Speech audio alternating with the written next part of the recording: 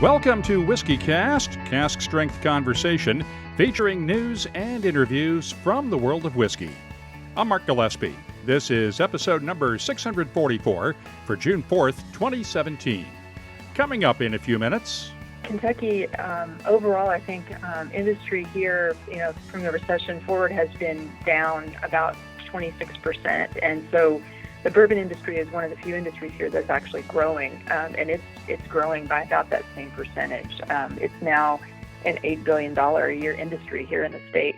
This week is Kentucky Bourbon Affair Week in and around Louisville, capped off by Whiskey Live Louisville this coming Saturday night. Just the right time for the publication of Carla Carlton's new book, Barrel Strength Bourbon, The Explosive Growth of America's Whiskey. You may have heard Carla before here on WhiskyCast. She also blogs at thebourbonbabe.com, and she'll join us to discuss the state of bourbon later on WhiskyCast in depth. I'll also have the calendar of events, this week's Your Voice, and the What I'm Tasting This Week department, all coming up on this week's WhiskyCast. WhiskyCast, brought to you by Redbreast, the definitive single pot-still Irish whiskey. Those in the know Redbreast.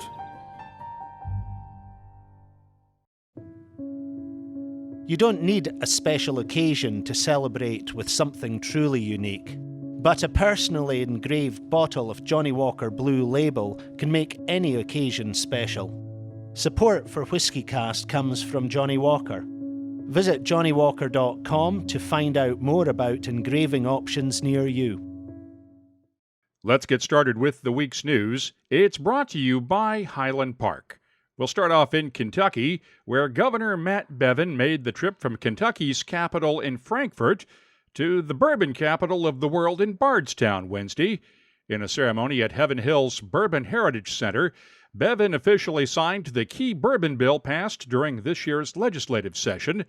The legislation toughens the requirements for being able to label a whiskey as a Kentucky bourbon.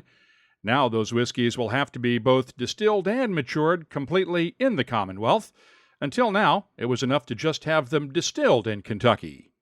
The law also expands the ability of the state's distilleries to sell their products on site to match those for Kentucky brewers and wineries. And for the first time, it creates a legal way for people to sell vintage, unopened bottles of whiskeys on their own. Now, individuals will be allowed to sell those bottles directly to licensed bars, retailers, and restaurants, who can then resell them to the public. The exact rules for those sales are still being drafted. The law won't take effect until later this year. Thursday was another big day in Kentucky, the 225th anniversary of the day Kentucky officially became a state. And there's at least one 225th anniversary bourbon being released to mark the occasion. Sazerac's Barton 1792 distillery in Bardstown is releasing a commemorative edition of 1792 bourbon. It's a 10-year-old bourbon bottled at 92.15 proof. The 92, as in 1792, reflects the year Kentucky became a state, and the .15 is because Kentucky was the 15th state. This one is only available in Kentucky, as might be expected. It'll sell for around $36 a bottle. Meanwhile, Wilderness Trail Distillery in Danville, Kentucky is already looking ahead to the 230th anniversary, 5 years from now. The local farm that supplies its grain was able to track down an heirloom corn strain that's very similar to the corn planted in pioneer days. They're planning to grow several acres of that corn and distill it into a bourbon that will be released on the 230th anniversary in 2022. Wilderness Trail will be releasing its own debut bourbon this coming winter. Seattle's Westland Distillery is coming out with its second batch of Garyana, an American single malt made using Gary oak casks from the Pacific Northwest.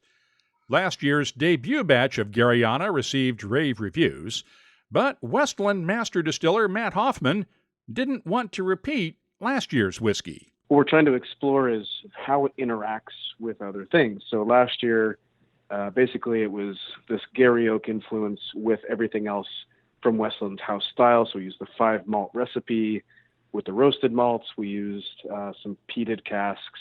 And this year we're trying to focus a little bit more specifically on, we remove the peat component of it just to kind of allow for the phenolics that come from the wood naturally to shine out a little bit more.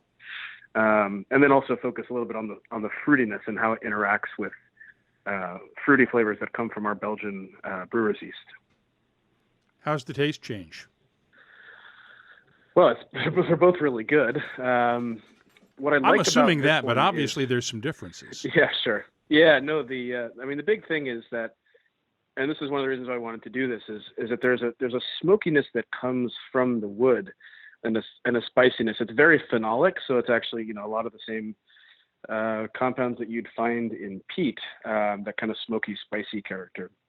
So that's one of the characteristics of the wood. So you get a good amount of that. You get these kind of, it's like all these like dark molassesy notes. But I think the thing that's really exciting for me is you have these flavor compounds that come from the wood, but then how do they overlap with the kind of citrusy elements that come from the Belgian yeast? So what I get, especially on the palate, is this kind of blueberry ice cream note. So we never get, blueberry is a very rare tasting note in other expressions that we have here, but we have a lot of kind of red fruit and citrus notes. But then you take that and you combine that with the flavor compounds that come from the Gary oak, and you get this really cool dark, you know, blueberry fruit. So it's really focused more on that. So dark, hedonistic, molasses, spicy, and dark fruit as well. The 2017 Garyana batch will be released this coming weekend in limited amounts around the U.S. Unlike last year, distribution will be limited to the U.S. only. Turning to Scotland now, Douglas Lang & Company is releasing new 18-year-old versions of its Rock Oyster and Timorous Beastie blended malts. The Beastie is a Highland blended malt, while Rock Oyster is made with malts from various island distilleries. Both are bottled at 46.8% ABV and are part of Douglas Lang's remarkable regional malts range. Tullibardine has kicked off its new Marquess collection with the Murray single malt. It's not named after you-know-who of Whiskey Bible fame, but Sir William Murray, the second Marquess of Tullibardine, and matured in first-fill bourbon casks. The Murray's first edition was distilled in 2004 and bottled late last year. A 2005 edition will be out later this year. You might remember the Ardbeg space experiment a couple of years ago, in which whiskey samples were sent to the International Space Station.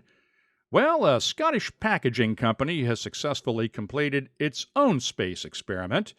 The Sun reports QuickPack was able to send a bottle of scotch to an altitude of almost 35 kilometers into space and return it safely to Earth in its bespoke foam rocket. It was carried aloft by a weather balloon. By the way, that altitude translates to about 115,000 feet. Publicity stunt? Of course. Good thing they didn't try to put it on British Airways.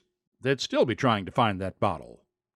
And finally, a couple of years ago, back in episode 545, we heard from Neil Ridley and Joel Harrison as they were traveling around with an old voiceograph recording booth that Aberlour had purchased and would eventually install at its visitors center in Scotland. Well, PBS is premiering the three-part documentary American Epic Sessions this week. It focuses on the history of record labels who discovered some of the country's legendary musicians decades ago by traveling through rural America, using equipment that was a predecessor of that voiceograph from the 50s. As part of the documentary, the producers recorded contemporary musicians using a machine cobbled together from bits and pieces of those old recorders. Elton John and Jack White teamed up to record Two Fingers of Whiskey. Here's a bit of it.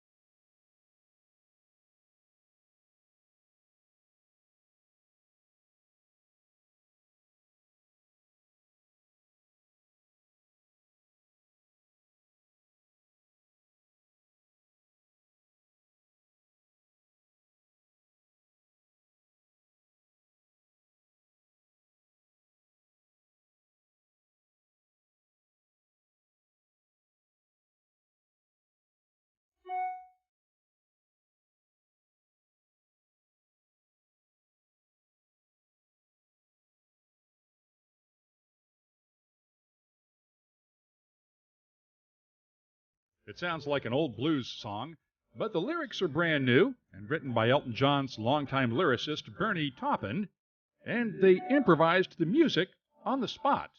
We've posted a link to PBS's video for the song on YouTube at WhiskyCast.com. And that's also where you can keep up on the latest whiskey news all week long. The news is brought to you by Highland Park, the Orkney single malt with Viking soul, and a brand new website. Check it out at highlandparkwhiskey.com. You don't need a special occasion to open a bottle of Johnnie Walker Blue Label. But when you have a special occasion, why not celebrate with a specially engraved bottle of Johnnie Walker Blue Label? Here's how one whiskey lover celebrated his team's recent success. He arranged to have 108 specially engraved bottles of Johnnie Walker Blue Label made for his co-workers. You might say he hit a home run, just like a perfectly executed Johnnie Walker Blue Label is smooth and well-rounded, and unlike a trophy, never needs polishing. Support for WhiskyCast comes from Johnnie Walker. Visit johnnywalker.com to find out more about engraving options near you. Johnnie Walker Blue Label Blended Scotch Whiskey, 40% alcohol by volume. Imported by Diageo North America, Norwalk, Connecticut. Please drink responsibly.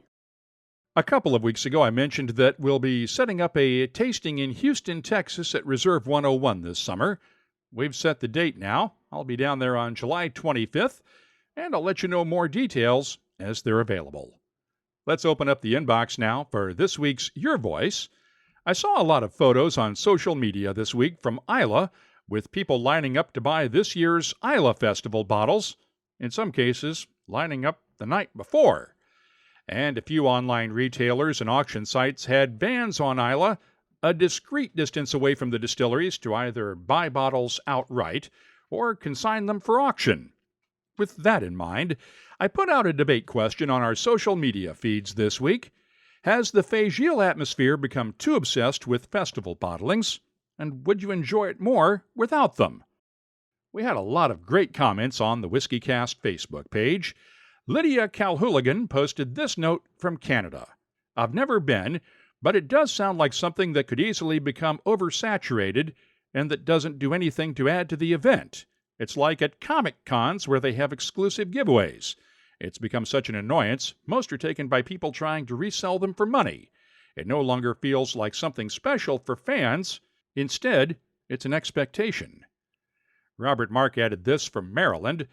I like festival bottlings, but I don't remember them like the oysters and malt I had on the pier at Lagavulin, the gathering at Lafroig, the Cayley with Jim McEwen in the courtyard at Brookladdy, or all the wonderful people I met, Iliocs and visitors aside. I'd feel sorry for collectors if festival bottlings stopped, but it wouldn't stop me from attending and enjoying the festival again. I met Robert and his wife Jill Ann at the Phage back in 2010 when we did our special series of episodes from the Islay Festival, and Matt Wooler noted that series in his comments from Australia. Mark, I've never been, though wanted to for a long time. Then you did your week of daily casts a few years back, and it made it seem so vibrant, community, and fun. I don't really recall back then your casts had focused on the special bottlings, maybe some commentary, but not a focus. Just the enjoyment of being part of the week has always appealed to me. That's how I would like it to be when I go, if I go, that is. What I get, though, out of observation is that the bottlings and hype are overshadowing the week. Alas, I may just have to experience it vicariously through your original week of casts from the past. And Klaus Dobelmann in Austria had this comment. I would enjoy it more without the special bottlings, because it would be a calmer event with half the people, who appear to be only there to make quick profits, gone. Those are just a few of the comments we received. You can see them all on the WhiskyCast Facebook page, and add in your own thoughts. This is something that won't be going away anytime soon. Of course, if there's something else you'd like to share with whiskey lovers around the world, you can always post it on the Facebook page or on our Your Voice page at WhiskyCast.com. I'm also on Twitter, Instagram, and Tumblr at WhiskyCast, and my email address is comments@whiskycast.com. I'd love to hear from you. Redbreast fans have always cherished our whiskey's sherry notes, so we set out to embellish that character. Introducing the Redbreast Listowel Edition, a quintessential single pot still Irish whiskey finished in first fill Oloroso sherry casks from Spain's prestigious Bodegas Listowel. Carrying Redbreast's trademark pot still spices and dark dried fruit notes, the Listowel Edition is graced with an enduring sherry finish that will be better described as a final act. Discover the newest branch on the Redbreast family tree. Redbreast Listowel is now the latest award-winning member of the Redbreast family. It is Whiskey Advocate's 2016 Irish Whiskey of the Year. Try a bottle for yourself. Time now for the calendar of events brought to you by Wyoming Whiskey. Bonham's has its next whiskey auction this Wednesday in Edinburgh, Scotland. Nyborg Distillery has its grand opening and release party this coming Saturday in Nyborg, Denmark. Tickets are still available for the Whiskey Jubilee, and the emphasis is on the Jew in Jubilee. It's on June 15th in New York City. Whiskey Live Melbourne is coming up June 16th and 17th in Australia. Our friends at Reserve 101 in Houston have a Father's Day Highland Park tasting coming up on June 18th. M.B. Rowland Distillery has a Kentucky Tiki Party on the 24th in Pembroke, Kentucky. And just a heads up, the total solar eclipse that's coming over North America in August will be at its strongest right over Pembroke, and the distillery is offering campsites on its grounds, along with an eclipse party. Finally, the Arran Malt and Music Festival is June 30th through July 2nd at the Arran Distillery in Lacranza, Scotland. Right now, we have 153 different events on the searchable calendar at WhiskyCast.com. The calendar of events is brought to you by Wyoming Whiskey. There's a whiskey. It hails from the west. Kirby, Wyoming in the Bighorn Basin to be precise. Crafted from only Wyoming natural ingredients. And water from a limestone aquifer that lies a mile below the ground. It then spends 5 years in the barrel in the most unique maturation environment in the world, all under the careful eye of our distiller Sam Mead. The result? A singular bourbon that will disappear and live forever. Wyoming Whiskey, the whiskey of the West. WhiskyCast In Depth is brought to you by Lagavulin. This coming week is one of the biggest weeks of the year in Kentucky for bourbon fans, second only to the week of the Kentucky Bourbon Festival each September. The Kentucky Bourbon Affair is organized by the Kentucky Distillers Association. It features special events at KDA member distilleries, along with the Higher Proof Expo and Whiskey Live Louisville this coming Saturday. The Bourbon Affair is only in its third year. Its existence is just part of the overall boom in bourbon around the world. And while good bourbons are being made all over the U.S., Kentucky still accounts for more than 90% of the world's bourbon supply. Carla Carlton has been following the bourbon boom for her Bourbon Babe blog, and she's just published a new book, Barrel Strength Bourbon, The Explosive Growth of America's Whiskey. And Carla joins us from her home in Louisville. You refer to this as the explosive growth of America's whiskey on the cover, and did anybody in Kentucky really ever see this coming 10 years ago that you know of? Because I don't think anybody did. I don't think so. Even 5 or 6 years ago, when I started my Bourbon Babe blog, I thought, am I going to have enough to keep this blog going on a regular basis? And pretty quickly, I realized that it could be a full-time job, which unfortunately is not. I have a full-time job, and this is a hobby for me. But no, I certainly didn't see it coming. I mean, I knew there was interest here, but I didn't see it, just this wave of interest internationally. No. One of the things you have in there is a table showing bourbon production just in Kentucky alone. Mm-hmm. We still haven't really recovered yet, but it's almost back up to where it was back in the 50s in a lot of ways. Yes, it is. It's and I think the international market has helped drive that. I don't know that we'll ever get right back up there to that level, and that's partly though because people are drinking it. The production is up, the warehousing is close too, the amount that's aging. And I don't know that we'll ever reach that level again, because people are drinking it, which is good. And we're drinking it as fast as they can bottle it. Yes, and faster in some cases. I know rye was a huge surprise here, the demand for rye, and that was driven by the cocktail culture coming back.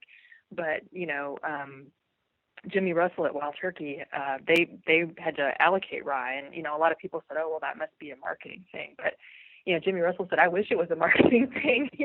We really just ran short because, distillers, it's really, in our fast food culture, it's one thing that you just can't rush. And, they have to plan 8, 10, 12 years ahead. And, in that case, they really were sort of caught flat-footed, I think, by the demand for rye. One of the arguments that I've always used when people say, well, why can't you forecast demand? I'm thinking, okay, let's say you're the general manager of an NFL team and you've got to draft your players 12 years in advance when they're still in elementary school. And you don't know what the game's going to be like. You don't know how these kids are going to grow up. You don't know whether they're going to be any good at all. And you've got to forecast for your entire team 12 years out. And then they go, oh, yeah, that makes sense. Exactly. What has the impact been just within Kentucky alone? Because just the economic development from distillery construction, tourism, the visitor centers, really has to have been a shot in the arm. We've seen the studies that the KDA did with the University of Louisville, and these numbers are just off the charts in terms of economic impact in Kentucky. Is it actually changing lives in the area? It is. Kentucky, overall, I think industry here, from the recession forward has been down about 26%. And so the bourbon industry is one of the few industries here that's actually growing, and it's growing by about that same percentage. It's now an $8 billion a year industry here in the state. And, as you say, it's a spectrum of things. It's not just bourbon production, but it's construction, it's tourism, it's, cooperages, it's the trucking industry, it's, jobs across a wider spectrum, farming. It's affecting a lot of jobs here in Kentucky. So I think that's one reason that you're seeing some of the counties that here that have been dry, forever going wet. I mean, they're counties here that I never thought we'd see go wet, that are either wet or moist, as we call it, where there's a precinct, wet, so that there can be a distillery with these craft guys coming in, because, we are a Bible Belt state, but I think people are realizing it's not just about morality, it's about money. People are coming here to tour these distilleries. They want to see where it's made. They want to visit, especially these craft distilleries. So it's making a big difference across the state. Let's take a look at it from the other side, though. Is it maybe building up too much, too soon, too quickly? Are we to the point yet where perhaps people ought to be saying, let's slow this train down just a little bit, because we're starting to get up to Bourbon Lake levels again? Well, I'm no expert on that. I think that the demand is still there. And I think that, people who are far more expert than I am are making those predictions. Certainly we hope the demand is there, because I think I talked with Harlan Wheatley at Buffalo Trace, for example, in the book. He says he's already got things in the barrel that he's, planned out through like 2038. So they're banking on it, literally banking on it, being this wave continuing. I think what you'll see over the next 5 years, what will be interesting to watch, are these craft distilleries and how many of them survive. And I think you may see a lot of distillery equipment on eBay or something, because I'm not sure all of them will make it. But I certainly hope that they will. But so there's just not. I don't know that there's enough space for all of the craft guys that have popped up. And the retailers are jammed with bourbons right now, and I see your point about there being a limited amount of space, not only at the retail end, but also at the distributor end, to get these products to market. And if you're way out in the country with a little small craft distillery and you're not getting a big tourist trade, you can't sell your own stuff as much. Yeah, it's interesting. I know I've talked to some retailers here, just about, even 6 or 7 years ago, people would come in and they knew, I'm a Woodford drinker, I'm a Maker's drinker, I know where it is on the shelf, I come in, I buy it, I leave. And now people come in and just sort of cruise the aisles like sharks or something, because, and I do it too, because you never know what's going to be there from week to week. There's something new just about every time you come in. And, they're really, bottom shelf bourbon now is just whatever's on the bottom shelf because there's no room, So there is a lot of good stuff. There's also a lot of, in the case of some of the craft guys, there's a lot of, short-aged whiskey. I've tasted some that's, some craft stuff that's really good. I've tasted some that's not so good. A lot of them have to price it pretty high. And so I think, that those are the people I think that may not make it, just because, if you have something that costs $40 a bottle and it's not that good, why would I pay that when I can go buy my bottle of Woodford or Maker's, or something, way cheaper than that from the big guys that taste really good. So, it'll be interesting just to see how that shakes out over the next 4 or 5 years. Yeah, my argument has always been that if you can't make whiskey as good as a Jimmy Russell and at his price point, you're not going to stand a great chance of competing against the Wild Turkeys of the world. Right. Yeah, it's different. People compare it to the craft beer wave, and it has some similarities, but craft beer was going up against, in many cases, not so great. Yeah. We won't name names, but not so great beer. Just because we have these huge distilleries, they have good stuff. So, yeah, you're right. I mean, you're going up against guys who know what they're doing, who have craft involved certainly. And, I like what the guys at Corsair, for example, are doing. They never set out to make another. They're like, why would I make another Maker's or another Woodford? We've already got that. So I want to make something really different. Right. And they're making whiskey with quinoa and stuff like that. So they're really experimenting, which craft people can do a lot easier than large producers, because they don't have to make it in such big quantities, and they don't have, stockholders to please and things like that. So I think that's one approach that craft, producers can take, making really different, interesting stuff that you can't get other places.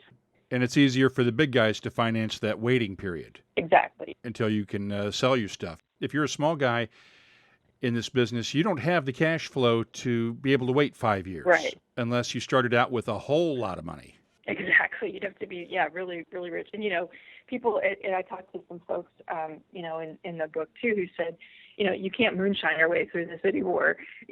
That's another thing, 4 or 5 years ago, you didn't see, quote, moonshine, end quote, on the shelves, and, White Dog, and now there's a whole section of that. But I think that's we've kind of gone past that phenomenon, I think.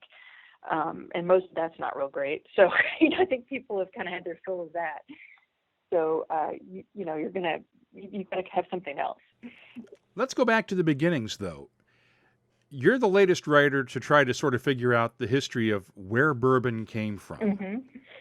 And admittedly, as you say in the book, you couldn't figure it out either. I don't think we'll ever know where bourbon originated. No. Until we get that time machine. Right. I didn't even really try to figure it out.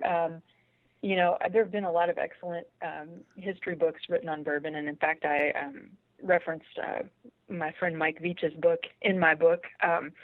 I wanted to focus more on where we are now in the future, and really just the history of the past few years, especially here in Kentucky, and look, at the recent growth. So, I just kind of covered a whole lot of history in a chapter or two. But yeah, I don't think we'll ever really know, because people, 200 years ago or whatever, were trying to stay alive. I don't think they were writing a lot of stuff down. And I don't know that it really matters. I think the lore of bourbon is a big part of the charm, I think, of the whole category. So we can argue about where it came from, where it started, but I'm kind of more interested in what's happened over the past 6-7 years, and where it might be headed from here.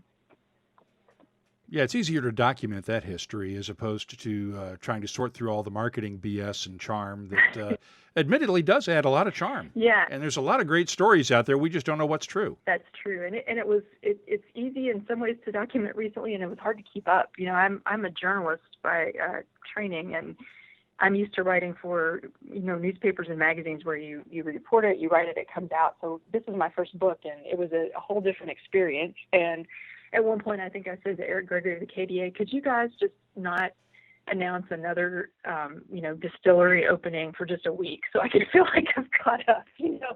I mean, it was, and I'm sure the book was in some ways, some of the things are out of date, as soon as it came out, just because there is so much construction continuing. But that's a good thing. I think you've got a couple of weeks before it's out of date. It's easier to keep up with a blog and a website. Yes, that's true. But yeah, it was really exciting because, all the major distilleries have, upgraded their visiting experiences, upgraded their production, and then you have all these craft guys coming online here in Kentucky. And I've really been excited to see, I'm from Louisville, and it's been really exciting to see Louisville re-embracing its bourbon heritage in a public way. When I was growing up, you had Brown-Forman here, but they were producing out on, I guess Distillers Row or whatever you want to call it. And they didn't have a visiting experience. And they started, when the Bourbon Trail started, they were promoting Woodford Reserve and Versailles. So you could come to Louisville and really not know that it was at one time, this major distribution point for bourbon, that it was Whiskey Row. I mean, nobody knew what Whiskey Row was. And so it's really exciting that now if you say Whiskey Row, everybody's like, oh yeah, Main Street. We have some distilleries now on Main Street. We have more coming. So it's, it is a big part of our history being here on the Ohio River. And I think it's really exciting that now when people come to town, they can actually see a distillery. They don't have to drive, to Jim Beam, which was previously the closest working distillery. And it's just a lot of fun. I was waiting for you to use that term, bourbon capital of the world, which I know is Bardstown's trademark. And I remember a few years ago, Greg Fisher, the mayor of Louisville, got himself into a whole lot of trouble with the mayor of Bardstown over trying to claim that Louisville was actually the bourbon capital of Kentucky or whatever. And there was a bit of a to-do there about that one. I know there's this healthy rivalry between Louisville and Bardstown. Yes, I think our mayor, he's also coined the phrase bourbonism, which I like. I laughed when I heard that for the first time. Yes, so I think, we also have the Urban Bourbon Trail here, which I think helps to, give bourbon kind of a more sophisticated profile than maybe it had before. So, I don't really see them. I think there's plenty of room for both Bardstown and Louisville to claim a piece of that. But, now we can say, come stay in Louisville, go out, do the Bourbon Trail, certainly go to Bardstown, come back here and, enjoy it in restaurants and bars. So, I think there's plenty of bourbon to go around. Oh, sure.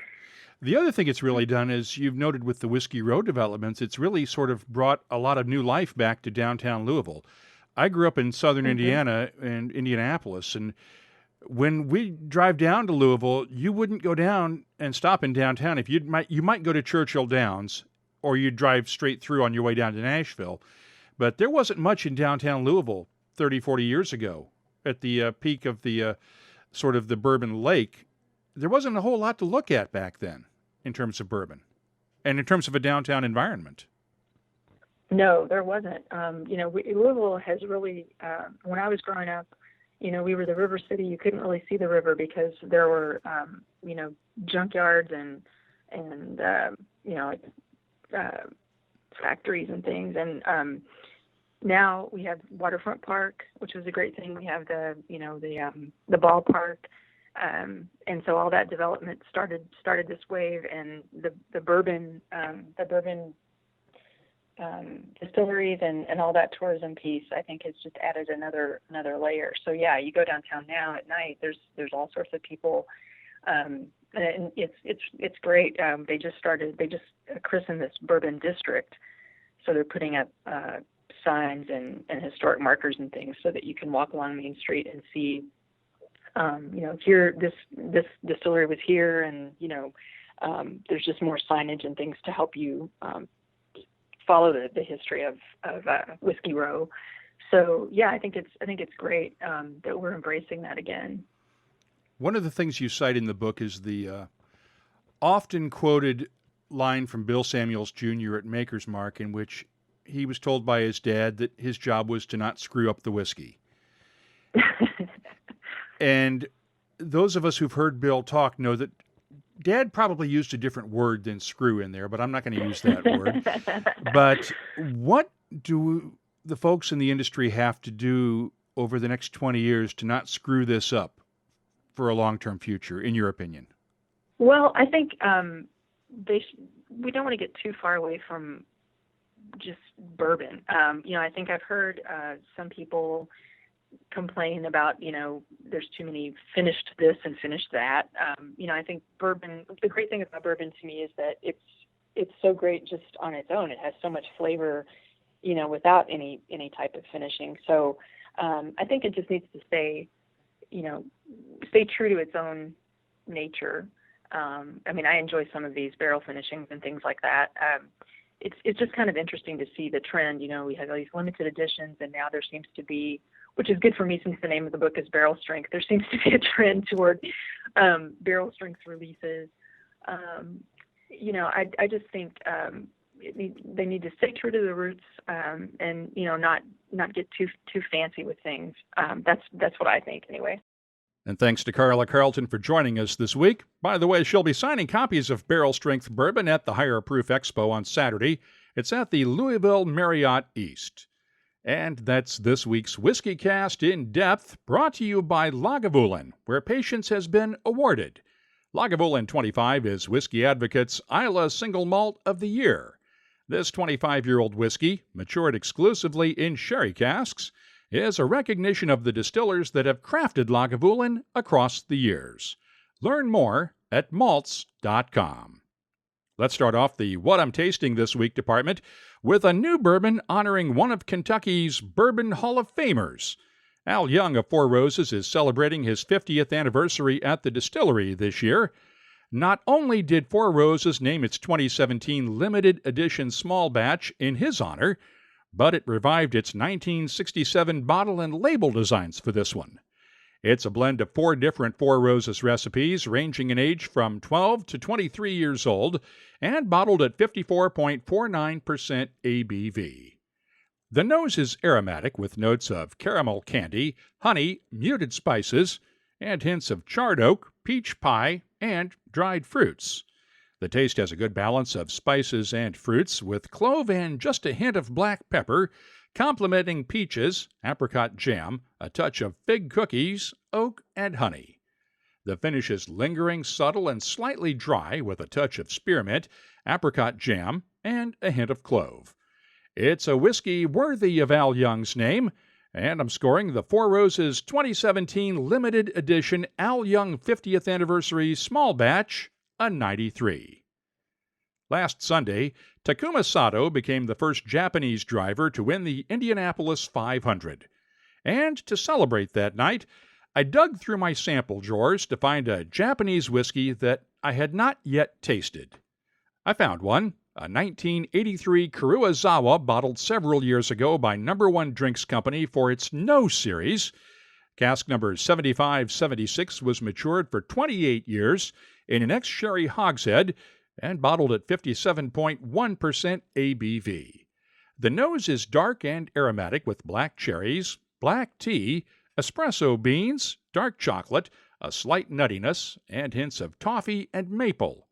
The taste is spicy and fruity with good cinnamon and coriander notes, balanced by figs, plums, and toffee, along with a touch of oak shavings and just a hint of barbecue sauce. The finish is long, tangy, and robust. Like Takuma Sato, this one is a winner. I'm scoring the 1983 Kuruizawa No Series bottling from No. 1 Drinks Company a 93. Finally, I got the chance to taste Ardbeg's Kelpie the other night at an Ardbeg Day event in Philadelphia. This one is different from the Ardbeg Committee version of Kelpie that came out a couple of months ago. It's bottled at 46% ABV, while the committee version was bottled at 51.7%. The nose has a gentle peatiness that is not quite as intense as the committee bottling, but has the same seaweed, brine, honey, and smoked salmon notes. The taste is very similar, spicy, smoky, and pungent with notes of peat smoke, clove, bacon, dried fruits, and a hint of toffee underneath. The finish falls off faster than the committee version, though, and it's not quite as spicy, but still has a good balance of creosote, caramel, and dark chocolate. I'm scoring the Ardbeg Kelpie Standard Bottling an 88. I've added these tasting notes to our searchable list of nearly 1,900 different whiskeys from around the world at WhiskyCast.com. That's also where you'll find links for WhiskyCast HD and WhiskyCast virtual tastings episodes, the latest whiskey news, events, and much more, including a complete archive of past episodes. Let's keep the cask strength conversation going all week long. I'm on Facebook, Twitter, Instagram, and Tumblr at WhiskyCast. My email address is comments@whiskycast.com. You don't need a special occasion to celebrate with something truly unique, but a personally engraved bottle of Johnnie Walker Blue Label can make any occasion special. Support for WhiskyCast comes from Johnnie Walker. Visit johnnywalker.com to find out more about engraving options near you. WhiskyCast. Brought to you by Redbreast, the definitive single pot still Irish whiskey. Those in the know Redbreast. WhiskyCast is a production of Cask Strength Media, copyright 2017, and comes to you each week from the charming, yet regrettably dry town of Haddonfield, New Jersey. I'm Mark Gillespie, reminding you that when you drink, please drink responsibly. Thanks for listening.